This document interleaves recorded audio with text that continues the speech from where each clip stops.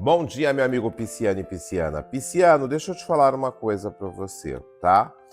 Eu sei que todos os piscianos veem o mundo colorido, o mundo à parte, mas a carta do mundo fala de você realmente ter paciência, principalmente nas suas questões materiais, tá? Tudo é um processo de construção e você está no processo construtivo na tua vida para você conseguir os seus objetivos. Para ser bem sincero com você, março do ano que vem, tudo aquilo que está na tua cabeça, tudo aquilo que você está projetando para o futuro, vai vir para a tua vida, tá? Cinco de paus fala que você é uma pessoa que você já tem um dom, na verdade.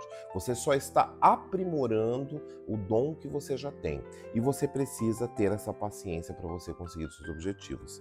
Na saúde, eu peço para você tomar um pouco de cuidado relacionado ao processo respiratório, tá? Provavelmente alguma alergia, alguma coisa assim, uma sinusite, alguma coisa nesse aspecto, tá?